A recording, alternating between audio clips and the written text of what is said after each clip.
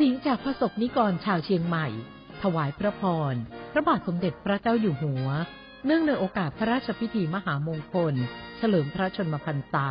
6 รอบ 28 กรกฎาคม 2567 ขอขอบคุณพระเจ้าอยู่หัวที่ทรงดูแลประชาชนให้มีความกินดีอยู่ดี เนื่องในปีมหามงคลนี้ขอให้พระองค์ทรงมีพลานามัยแข็งแรง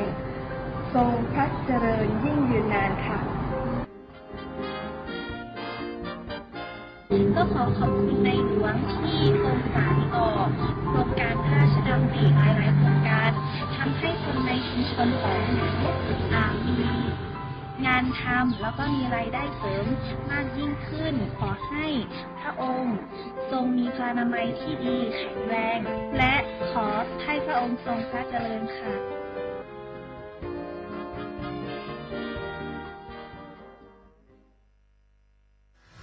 เกาะติดหน้าจอรอพบกับรายการคุยกับเศรษฐาที่จะพาคุณไปล้วงลึกเปิดเบื้องหลังอัปเดตความคืบหน้าการทำงานของรัฐบาลและตอบทุกข้อสงสัยของประชาชนโดยนายกรัฐมนตรีเศรษฐาทวีสินคุยสบายๆแบบเป็นกันเองทุกวันเสาร์ที่3ของเดือนเวลา 8 นาฬิกาถึง 8 นาฬิกา 30 นาทีเริ่มเสาร์ที่ 22 มิถุนายนนี้ทาง NBT 2 HD และสถานีวิทยุกระจายเสียงแห่งประเทศไทยทั่วประเทศ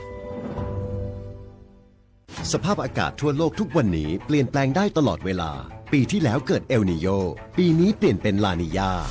เราทุกคนต้องพร้อมตั้งรับปรับตัวกับทุกสถานการณ์ติดตามข้อมูลข่าวสารเรื่องน้ำได้จากสำนักงานทรัพยากรน้ำแห่งชาติทุกช่องทางทั้งเว็บไซต์เพจ Facebook รวมถึงแอปพลิเคชัน National Thai Water เราจะมีน้ำใช้เพียงพอตลอดไปหากร่วมมือร่วมใจใช้น้ำอย่างรู้คุณค่าบางคนเมื่ออยู่หลังพวงมาลัยก็กลายเป็นสิ่งนักซิ่งทันทีขับรถต้องเหยียบให้มิดต้องเร็วกว่าไกลแต่ยิ่งขับเร็วอุบัติเหตุก็เกิดขึ้นได้เร็วเพียงเสี้ยววินาทีการขับรถเร็วเกินกว่ากฎหมายกำหนดก่อให้เกิดอุบัติเหตุทางท้องถนนมีผู้บาดเจ็บและเสียชีวิตเป็นอันดับต้นๆในแต่ละปีเพื่อความปลอดภัยของตัวคุณเองและผู้ที่ใช้รถใช้ถนนร่วมกับคุณขับช้าๆแต่ถึงที่หมายชัวร์กันเถอะครับรู้รับปรับตัวฟื้นเร็วทั่วอย่างยั่งยืนปรารถนาดีจากสำนักประชาสัมพันธ์เขต 3 กรมประชาสัมพันธ์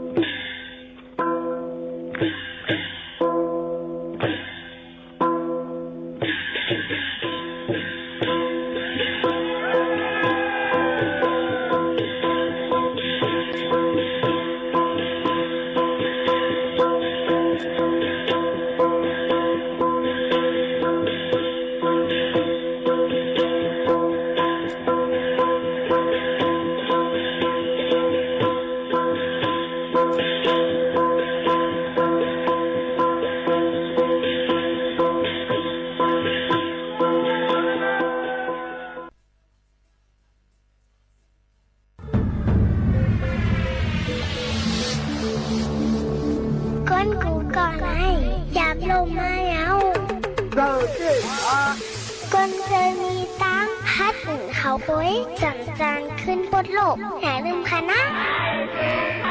อย่าลืมขึ้นโลกค่ะนะพี่นันได้เขา 1 2 3 4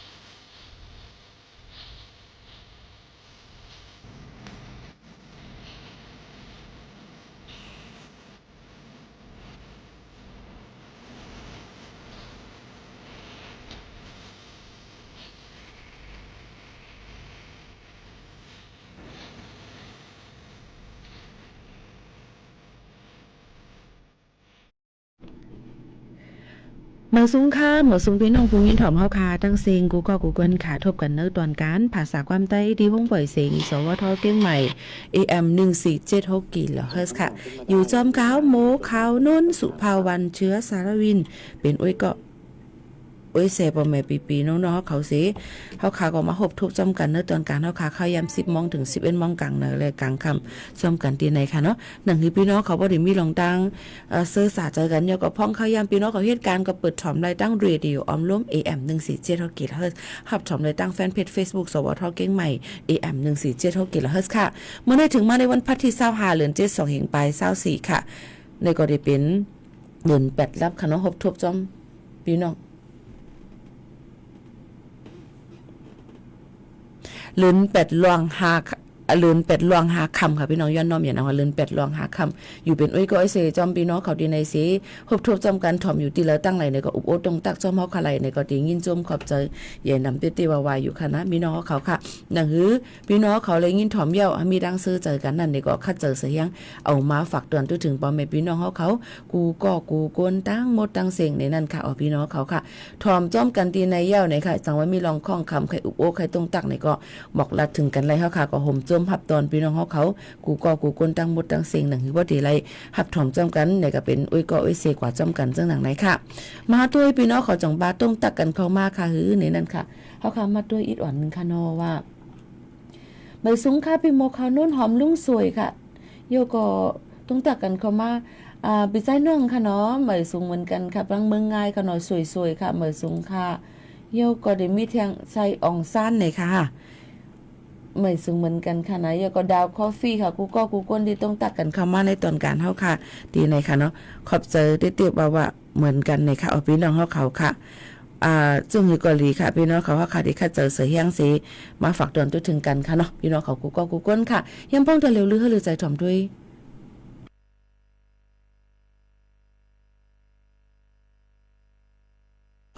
เพียงกว่ามันถูกใจกันกว่าในค่ะเนาะอย่าก็จงขึ้นมาอุบโอจอมกันแทงกำนึงในค่ะพี่น้องเขาค่ะ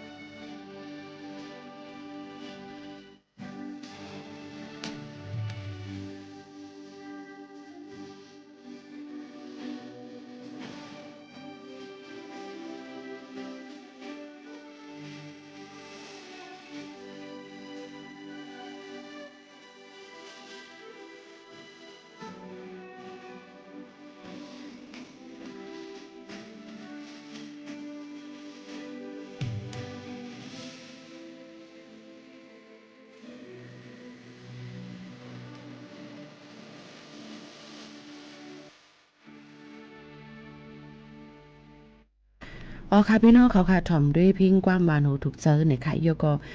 เฮาค่ะก็มาอยู่เป็นอุ้ยก็เซจอมกันที่ในเซเหมือนในเฮาค่ะใส่เสื้อเหลืองในก็บอกว่าเหตุการณ์ตั้งหลีเป็นจิตอาสาค่ะเนาะมาเหตุการณ์กว่าเพียวๆปัดติวัดหัวฝ่ายหิมในนะคะอ่อนโหนำนาเลยนางพอเหมือนใจวงใหญ่นะคะยก็พอสุพินนะคะเนาะตั้งจินดาหลวงตั้งสวทเก่งใหม่ในยก็หลายๆก็หลายๆคนหลายกว่าโฮมคึงป่องให้สร้างตั้งหลีกู้สู่กันดอถึง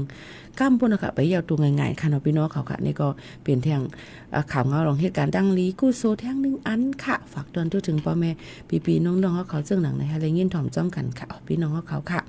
เยาวก็แทงอันนึงในนั่นค่ะพี่น้องเขาย่ำพ้องตะเหลวนั่นเนี่ยค่ะตั้งเสดอนเก้งใหม่นั่นก็ห่างเฮียนกันไว้รวมๆด้วยถึงลองกว่ามาไปลองอยู่ลีกินหวานลองตั้งเป็นโรคาอันเข้ามาในข้าวฝนข้าวซะไหนเฮาค่ะก็ถูกได้ไว้ฟังกันไว้จ้อมหนังคือบ่ได้อยู่ลีกินหวานกันเนี่ยค่ะบางปองบางเลยว่ากึ่งกลางเป็นค่ะเนาะไอว่าอยู่อำลีกินน้ำหวานว่าซะไหนเฮาค่ะก็ถูกได้รู้ลำได้ถึงป้ายอยู่ลีเฮาค่ะซึ่งหนังไหนเยาค่ะพี่น้องเขานี่ก็คัดเจอเสียงฝากตอนถึงพี่น้องเขากูคนตั้งหมดตั้งสิ่งในนั้นค่ะเอาพี่น้องเขาค่ะมาถ่อมด้วยเทียงเพ่งความบรรลุถูกใจกันเทียงลูกก่อนเขานิ่งบวกเขานนที่หางเฮียนฝากตอนจุดถึงในตอนการเขาคาที่ในก่อนเนี่ยค่ะเมื่อในการงานก่อนนำเหลืองเนี่ยในขณะหลายรองหลายอันขณะพี่น้องเขาค่ะก็เดี๋ยวเลยว่ามีลองสุกสักว่าอีกวันนึงนะคะลองโดยนาการลงการล้ำในวันนำเฮียงนั่นนะคะเนาะถ่อมด้วยเทียงเพ่งความกันก่อนนะคะพี่น้องเขาค่ะเมื่อในถ่อมอยู่ที่แล้วตั้งไหลก็ต้องตักจ้อมกันไล่ในนั้นค่ะอ๋อเขาค่ะก็ฝากตอนจุดถึงกันเอาเพ่งความบรรลุถูกใจฝากตอนจุดถึงพี่น้องเขาซึ่งหลังในกูมือกูวันเนี่ยค่ะพี่น้องเขาค่ะถ่อมด้วยเพียงความหวานหูถูกใจกันเที่ยงก่อนค่ะ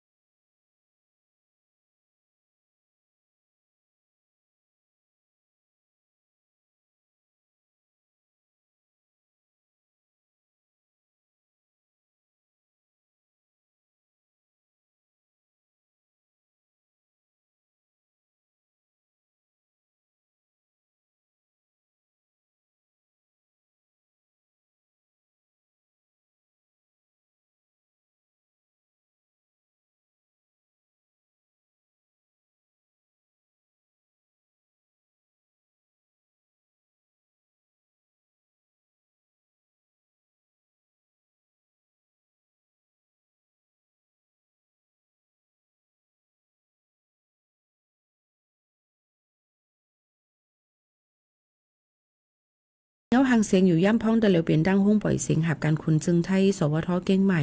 AM 1476 กิโลเฮิรตซ์อยู่จอมขาวหมูขาวน้นสุภาวันเชื้อสารวินเป็นอุ้ยเกาะไอเสปอแม่พี่น้องเขาหับชมอยู่ดังเรดิโออำลงหับชมดังแฟนเพจ Facebook สวทเก้งใหม่ AM 1476 กิโลเฮิรตซ์ตัวดัง TikTok ในก็คงจมหับตอนพี่น้องเขากูก็กูก้นทั้งหมดทั้งเสียงในนั่นค่ะยันว่าห่างหายกว่าหึงนั่นเกี่ยวกับไปลองตั้งไลฟ์ตั้ง TikTok ใน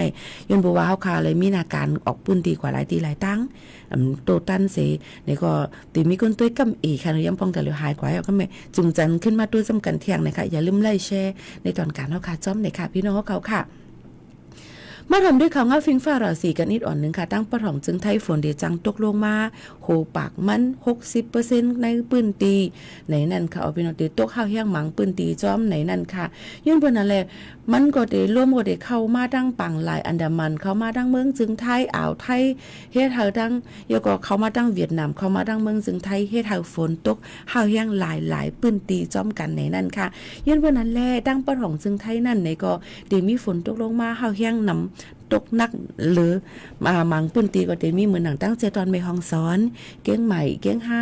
ลำพูนลำปางพะเยาน่านกำแพงเพชรเมืองตากพิษณุโลกและเพชรบุรีลมกัดลมเย็นกลางเหนือได้มี24ถึง26องศาเซลเซียสไว้วันได้มี31ถึง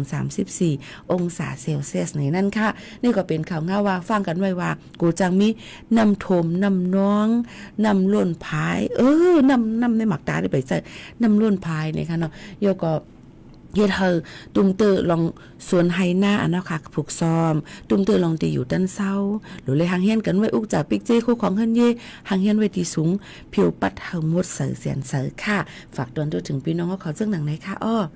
ก็ไม่มีข่าวเงาหลีทางอันนึงตั้งเซดวันเก้งใหม่ค่ะเปิ้นก็ผิดหมอพี่น้องเขากว่าแอลเลปางป้อยเปิ้นห้องว่าโคกของชุมชนพื้นที่สูงในนั่นค่ะพี่น้องเขาสู่ผู้ประกอบการสังคมรุ่นใหม่อันนี้ก็ได้เป็นเกี่ยวกับเลยลองโคกของเครื่องใจตั้งเฮ็ดสร้างพี่น้องในอยู่ที่ดับลอยสูงในนั่นค่ะเนาะพี่น้องเขาค่ะในก็ Triple Product Expo 2แห่งปลาย24นะคะเปิ้นจัดเฮ็ดดีเชียงใหม่ฮอศูนย์การค้าเซ็นทรัลเกียงใหม่แอร์พอร์ตในวันที่27ถึง29เดือน7 2แห่งปลาย24ในนั่นค่ะพี่น้องเขาเปิ้นก็ได้มีค่ะโคของเฮิงใจตั้งนำตั้งหลายพี่น้องเขาก็แอลเลยค่ะเนาะเดี๋ยวเอาวันที่27ถึง29นะคะมื้อฮื้อค่ะเนาะ27 28 29 3วันเดี๋ยวมีในบางป้อยนั่นบ่ได้มีกัดนัดฟิงใหญ่ฟิงทุ่งเจ้าคือมี80ปลายมี80ปลายค่ะเนาะแล้วก็เดี๋ยวมีกัดนัดพี่น้องเจ้าคือ80ปลายองตีก็80กว่าบูทนั่นค่ะเนาะแล้วก็เดี๋ยวมีเที่ยงเลยค่ะพี่น้องเขาค่ะองตีถ่ายแคบหางเลยค่ะ3ปัก60องศาฟรีๆแล้วก็เดี๋ยวมีลองเนลองฟิงใหญ่ฟิงทุ่งลองปืนหูตั้งหันพี่น้องเจ้าคือบึ้นตีสูงในนั่นค่ะแล้วก็องตีเหตุการณ์มาร์เก็ตติ้งอันเหตุการณ์ต่างๆป้ายหมักมีนะคะแล้วก็เดี๋ยวมีเที่ยงเวิร์กช็อปนะคะเฮียนหูเนี่ยก็เฮียนเลนหูนะคะภูมิปัญญาชาติพันธุ์ในนั่นค่ะพี่น้องเขาเดี๋ยวมีเรื่องหนังไหนค่ะเนาะแล้วก็เดี๋ยวมีลองเนปันลองตั้งฟิงใหญ่ฟิงทงตั้งกาพี่น้องเจ้าคือจอมในนั่นค่ะในก็อ่อนกันกว่ายักเยี่ยมเยี่ยมตุ้ยไหลนะคะ Triple Product Expo 2แห่งปลาย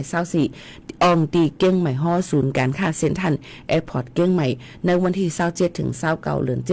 2แห่งปลาย24ในนั่นค่ะพี่น้องเขาเนี่ยก็เป็นข่าวเฮาเที่ยงนึงข่าวฝากตอนถึงพ่อแม่พี่ๆน้องๆเขาให้แหลงยินถ่อมจอมกันเจ้าหนังไหนค่ะพี่น้องเขาค่ะมาด้วยแทงข่าวเงาหนึ่งเลยค่ะพี่น้องเขาบ่ได้มาด้วยแทงเลยค่ะเนาะ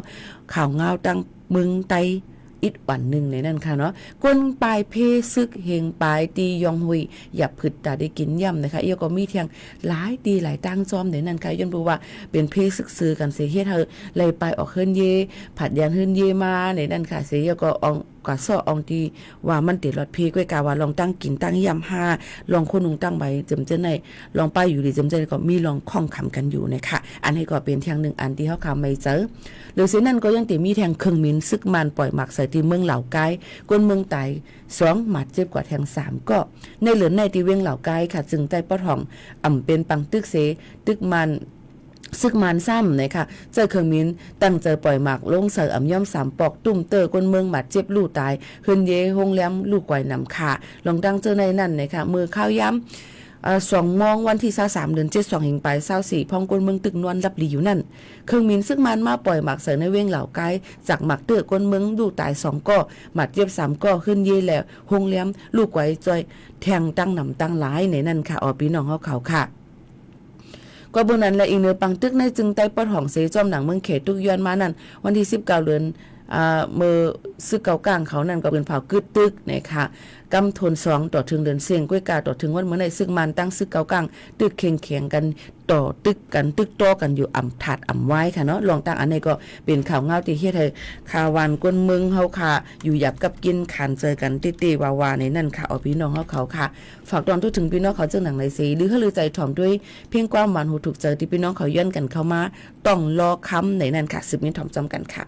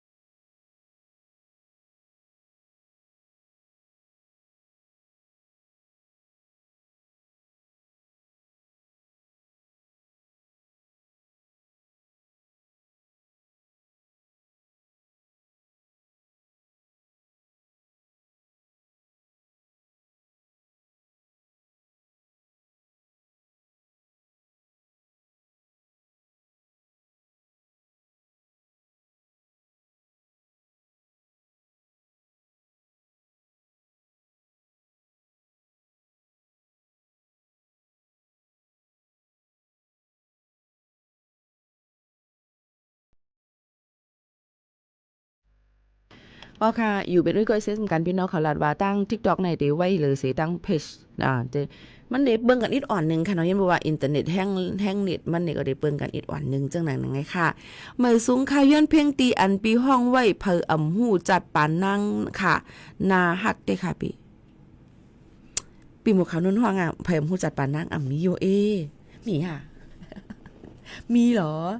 อันไรในซื้อความมาหือนั่นไผฮู้จัดปานนางนี่ว่าใครกวางไปแล้วน่ะไผฮู้จัดปานนางนี่เนาะหรือสิตัวเฮาไผก็ฮู้เลยเหรอจัดปานเฮาในบางเป้าเพิ่นถามว่าปีโมขาวโน่นใน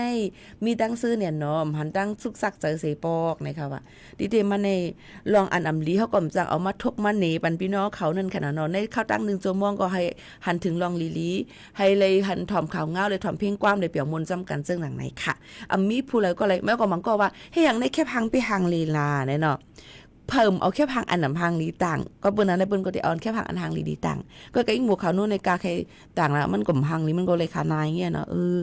อายุอาศักก็นำมาเนี่ยค่ะเนาะเพราะเตียงป่นตีนั่นเพียวเพราะเฮ็ดแอปพลิเคชันในนั้นแถวน่ะแถวในบ่หันตัวเต้มันตกใจนะคะถามก่อนว่ากดอันยามหันตัวเต้หมู่เขาโน่นมื้อหนังพี่ไสน้องหันตีเมื่อง่ายจ่องตกใจนะคะจ่องเหมือนตัวเต้มันก็ว่าจ่องตรงปกมั้ยตรงปกมั้ยมันก็ว่าบ่ตัวนั้นน่ะเนี่ยบ่หังลีเนาะเดี๋ยวต้องล็อกลีฮักนี่ก็มีนะเดลาได้สู้เย็นปานนั้นแหละอย่าไปแต่งเสริมเติมแต่งเนี่ยเพลาในโทรศัพท์ในมือถือเฮาค่ะในเอาไว้มันเป็นรองเอาไว้ให้มันเป็นรองที่มันสภาวะนะคะน่ะสภาวะเฮ็ดให้ได้มันเจิงเอาน่ะให้มันเป็นรองให้เพิ่นว่าอ๋อตั้งในตั้งนอกเหมือนกันหรือในเฮ็ดจังไหนอ่ะมันก็ได้มีตั้งซื้ออีกอันนึงค่ะพี่น้องครับยันวันนั้นอันนี้หลอกหมอกลาดกันเลยลองตั้งเปี่ยวมูลในขณะอย่าวุ่นนำเลยค่ะพี่น้องเขาค่ะเขาคาลิลาดกว่าข่าวเงาไหลลองเลยอันไม่ได้เป็นข่าวเงาฟิงฟ้าราศีข่าวเงาลองปังตึกปอดห้องค่ะเนาะเยาก็อะไรเที่ยงเยาก็ลองปังปอยดังเก่งใหม่นะคะเนาะยก็ที่ห้องปล่อยเสียงเฮาค่ะทานธนาก่อกับสืบข่าวตอน3มื้อในก็ที่ก็เฮ็ดตั้งหลีจิตอาสาเยี่ยงจู้ถึงจำนวนใหญ่คุณเนาะคำตนที่10เฮาค่ะอันจำได้ถึงในนะคะเฮาค่ะได้มีวันลือ27 28 29ค่ะ3วันถัดกันค่ะเนาะก็กับปีโมขาวนุ่นเลยลือเลยมาเข้าเว้นค่ะกูก็เลยมาอยู่เว้นจอมตีในเข้าตั้ง3วันจอมกันไงค่ะเนาะเดก็เรียกเพิ่นก็เรียกค่ะพี่น้องเขาค่ะเย็นวันนั้นแหละ27 28 29ก็ยังติดครบทบกันพี่โมมาเข้าเว้นค่ะเนาะ27ที่เป็นวันเสาร์28ที่เป็นวันเกิดจำนวนใหญ่คุณค่ำตนที่10ค่ะ29ที่เป็นวันหยุดชดเชยทั้งวันนึงพวกนั้นเหตุการณ์ค่ะคนเมืองจำจะได้เป็นก็ได้ลือค่ะบ่ได้เป็นโฮงเฮนบ่ได้เป็นห้องดีลุ่มจึงจะได้เป็นกอดีกึดหรือกึดยังค่ะอันนี้ก็ได้มาฝากเตือนถึงพี่น้องเขาค่ะ27 28 29ได้เป็นวันลือภายเหตุการณ์จอมปองลุงปองจึงเขาเนี่ยค่ะก็การหมู่เขานั่นเลยลือค่ะแลกวันเวียนต่างก็ว่าไผก็ปอกมือขึ้นทางไผทางมันค่ะเนาะยิ่งบ่เขานั่นก็กาดอะไรมาอยู่เป็นก็ไอ้เสพี่น้องเขารางวันเสาร์อาทิตย์วันจันทร์3วันมาไปเขาเว้นไว้อยู่ที่ทางห้องปล่อยเสียงที่ไหนเดี๋ยวกลางนั้น8 โมงครึ่งต่อถึง7 โมงกลางค่ำ3วันถัดกันซื้อโคกับหนูซักขึ้นกับหนูปัดเอาค่ะพี่น้องเขาค่ะมีอยู่ไหนค่ะบางปอกมาเลยมาป้อมีการไหนก็คะไรอย่างเงี้ยเนาะกูนั้นเพียวๆปัดให้ไหนก็หาดีกว่ามีเงินจังมันเฮ็ดเอาทั้งกล้วยค่ะเนาะในก็ฝากเตือนถึงกันซึ่งหนังไหนค่ะเนาะยก็พี่น้องเขาย้อนเพียงความกันมาตั้งนำตั้งหลายก็คัดเจอเสียงฝากเตือนถึงพี่น้องเขาให้เงินถ่อมจ้อมกันอยู่ค่ะยามพ้นตะเหลียวก็ยังตึงมีเถียงหลายหมู่หลายจุ้มมาได้เป็นจุ้มใบมอนไตเนี่ยค่ะอ่อนโหน้ำนาผู้เจ้าไปมอนผู้ของกวางบ่ค่ะเสียงนี่หลายตั้งนำตั้งหลายค่ะเนาะเดี๋ยวมีจุ้มไปมอนไตไว้มันก็ห้องฮับไว้นะคะว่าฮับหลู่ขามเงินตอนตาดีหอมเงินกองกลางสิหลู่มือดังเมืองไตครบก้นจอยเพจจังซี่ไหนก็ไล่หลู่มือตั้งนำตั้งหลายนะคะเนาะยามพ้นตะเหลียวก็ยังตึงมีมาอยู่คือก็เปิ้นนั่นแหละใครสนใจใครโฮมจอยแถมพี่น้องโฮมทุเพปังตึกซึกซื้อทางปอดห้องเนี่ยก็ต้องตักกันเข้ามาไล่นี่นั่นค่ะก็ฝากเตือนถึงพี่น้องเขาจังหนังไหนจะเจออันดูเย้าเดี๋ยวจะดันก็เฮาค่ะก็ยินจมเลยย้อนสู่ปันทะเลกินเหลืองหรือเหลืองหนังกลางใจยังอันนั้นเฮาเต็มโทนในนั่นค่ะเฮาค่ะลือใจถ่อมด้วยเพลงความแทงหนึ่งหูค่ะเนาะเพลงอันไหนเลยชื่อว่ามือไหลเมืองไตตีไหลกัดเย็นในค่ะสุดถ่อมค่ะ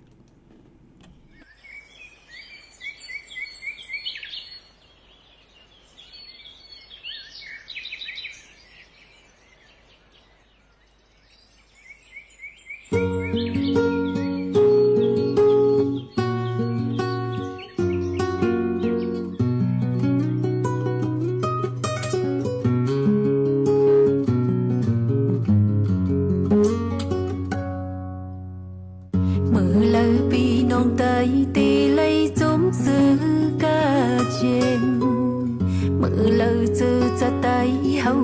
พอมเป็นกั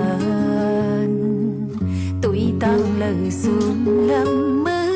เขาก็จืดไงเนื้อจะขอกุนมึงไม่เลือดไว้อยู่เมื่อเลยก็เงินปีนอกเจ้าคือตื้อกันเมื่อเลยตีหุ่มเศร้าห้องเหมือนปีน้องอ๋อลืมผู้เข็นพุงสีเย้าเฮาเจ้าคือตื้อกันวันหนึ่งเฮากุยตุกสุ่มนางกันยินขอคมจอมซื้อปีน้องเฮาตุกน้ำตาไกลเลยคำจุ้มสุดคนเป็นส่วนไล่ส่วนปินก้นวายยินไม่เจอจอมซื้อปีน้องมังไตตุกผ่านนั้นแกอายามปล่อยตึกโอนกุมไล่อย่างไปพี่วายวันมือแล้วเมืองไตจังนิ่มเศร้าปนตุกอยากผ่านยังเปิงเมืองแรงยังเดือลาบสังแหง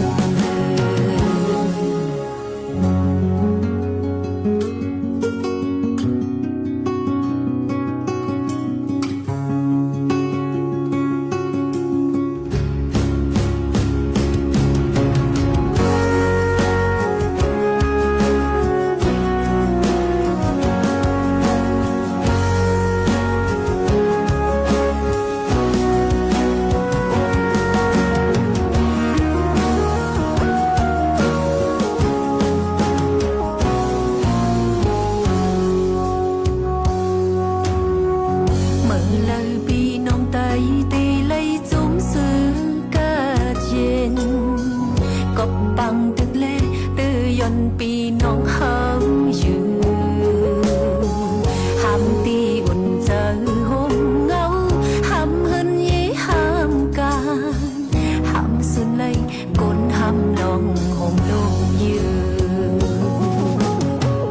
ตีหนึ่งเปิ้นเพียนกันคอกเมืองอยากเฮาอยู่ตีหนึ่งพงมาไลเปิกินหนึ่งเฮาอยู่ควันมาต่อยหูมาคืนลอกไล่ยักจึงไงวันหนึ่งเฮากุยตุกสุ่มนางกันยินขอคมจอมซื้อปีน้องเฮาตุกน้ำตาไกลเลยคำจุ้มซึกปุ่นเป็นส่วนไล่ส่วนเป็นก้นวายยินไม่เจอจอมซื้อปีน้องมังไตตุกผ่านนั้นแกอายามปล่อยตึกโอนกุมไล่อย่างไปพี่วา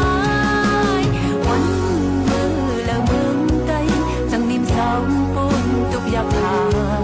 ยังเปิงเมืองแรงยังตื้อลาบสังแหง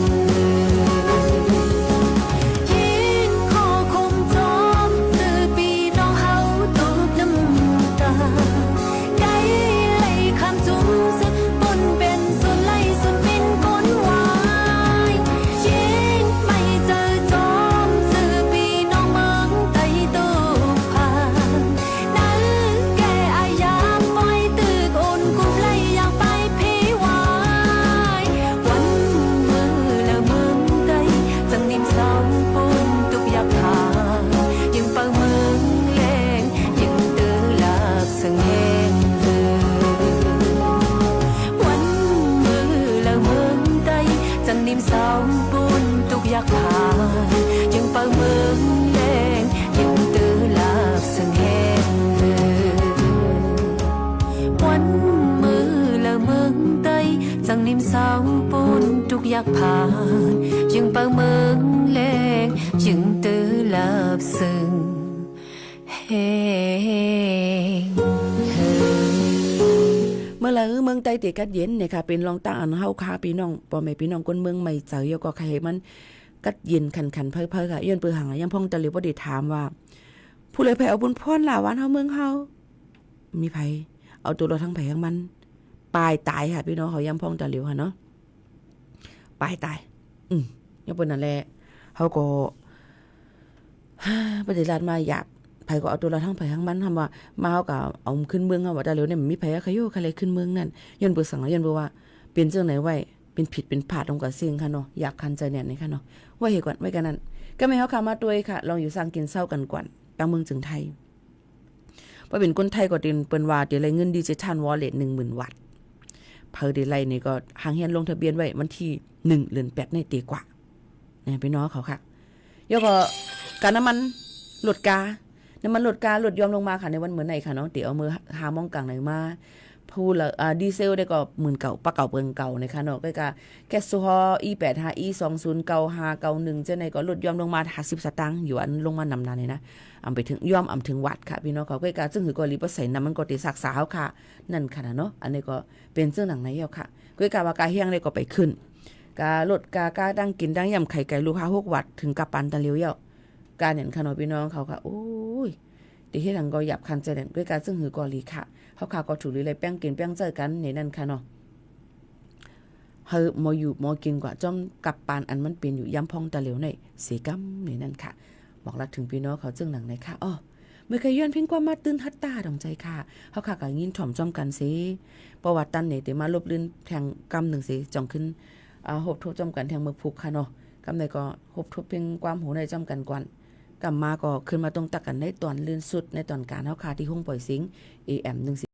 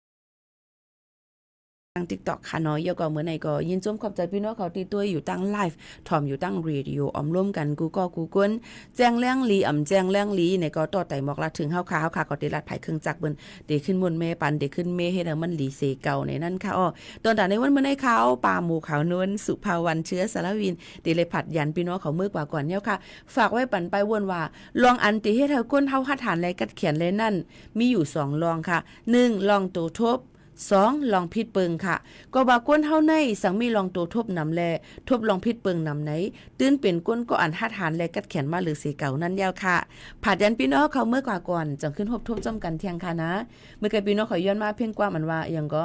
พอที่ฮู้จ้อมในจัดปานนั่งนี่ฮะอันนี้อยู่ยังบ่ได้เป็นรองว่า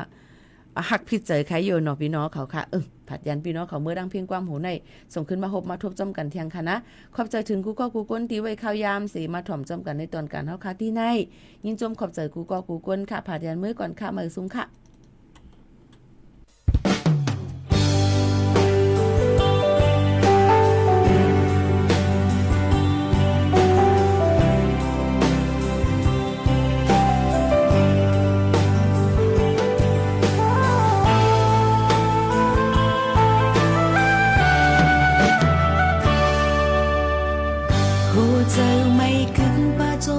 เลยตั้งมองตีอังถึงไหลหูเจอหอยจำที่จมเลยตั้งหักอันเอาไหล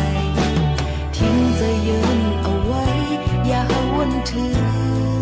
มันสำมึนดำอยู่ไหล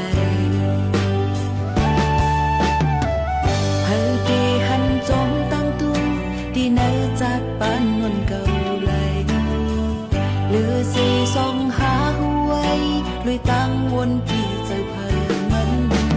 เขาเป็นนอนหูลับกุมเลยจมวนคิดเธอจำเนพันคำอยู่คำเสียงสั่งกันยันเอาไปเสือหมอกและจูเธอยิ่งยืนแค้นเดินล้นเลือมาตาสิบว่าจูไปเทียนตั้งนากำปาลูกห้องกลางสองหาซ้ำเด็กสุดไกลนาเลือแหมปนตีหรือเสียขึ้นเปเจอจอมหัวปานหักพิษเจอ